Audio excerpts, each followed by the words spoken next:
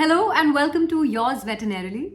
I am Savi, I'm from Bengaluru, and I am a 28-year-old who's a fourth year student at the University of Veterinary Medicine, Budapest. A week ago, I started an account on Instagram showcasing, my life in Budapest here as a vet student, and I had also mentioned that I am a 100% Stipendium Hungaricum scholarship holder here, which means that my tuition fee is covered for. I also receive a contribution for my living expense and a few other benefits, which I will be speaking about. And I got so many messages about people wanting to know how this works and where they can apply and how they can study abroad.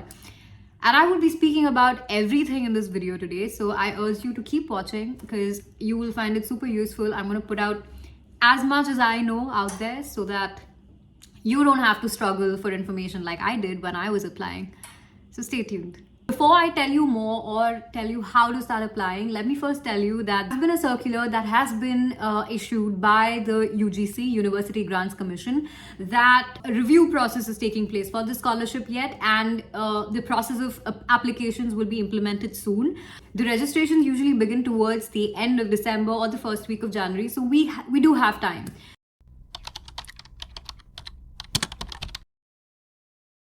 So UGC or University Grants Commission is actually an organization under the central government of India who is responsible for sort of maintaining the standards of higher education, and they also help provide funds to universities. One of the ways UGC helps students is by providing scholarships for various undergraduate or postgraduate programs. So how do I apply for the Stipendium Hungaricum scholarship?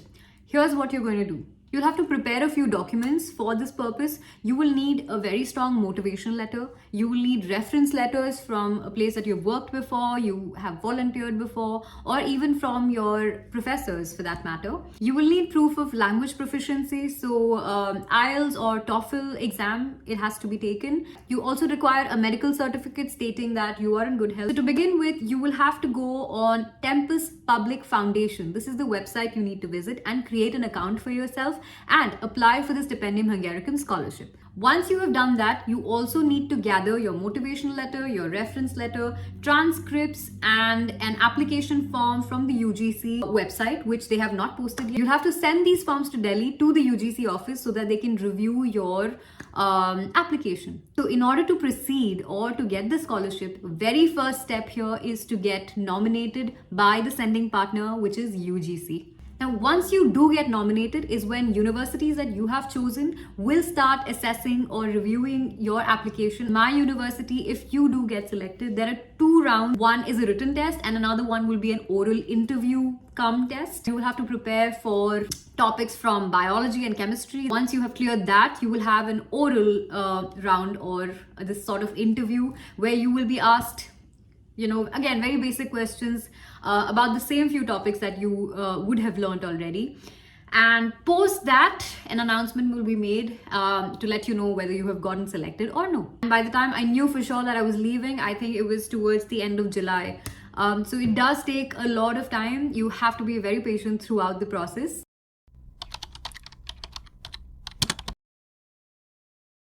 So if you're wondering, am I eligible for the scholarship? You have to have passed the 12th grade with PCMB. Maths not required. Biology is what's important.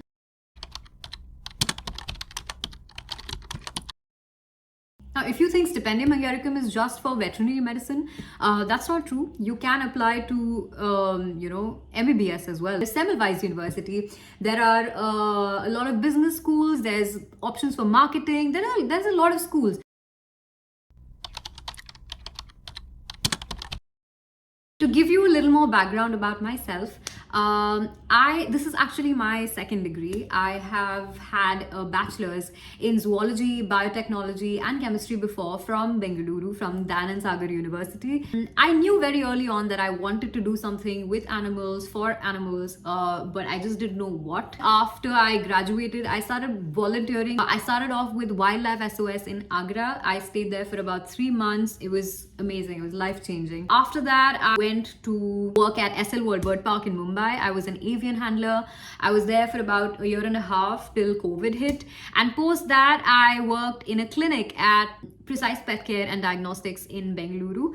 And that was sort of life changing. I mean, by now I sort of knew that I wanted to pursue veterinary medicine. Honestly, I had no intention of leaving India. I was in fact preparing for NEET. I think by 2021 January, I sort of heard back from UGC.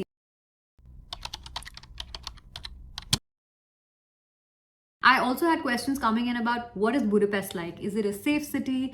What are the expenses like? So I'm going to tell you all about it now. Budapest is extremely safe. It's a beautiful city. Having said that, it takes you a little while to get adjusted, mainly because of, the cultural difference and the language barrier. They speak Hungarian and everything is written in Hungarian. If you end up getting the scholarship, let me tell you that there is 1 year of mandatory Hungarian that you will have to learn after you come here at the university. So that's not going to be a big deal. I feel like you sort of catch up. Crowd at the university is amazing. You will make so many international friends. I have gotten to know so many beautiful people. Expenses. If you get the scholarship, you get a contribution for your living expense. I think every month for your living expense, that includes a little bit of your rent, food, going out, restaurants, recreation, I think having 20 to 25,000 INR is good enough. If you choose to live in a studio, they're more expensive.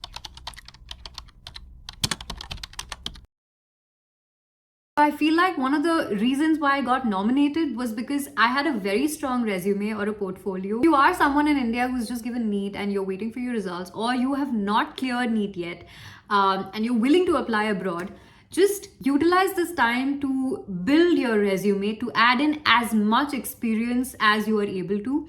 You can literally walk into a clinic and ask them for any kind of work. Tell them you want to help them. Tell them you're ready to volunteer. Send out emails to clinics that are nearby. Just see if they have any internship opportunities for you, any volunteering opportunities for you.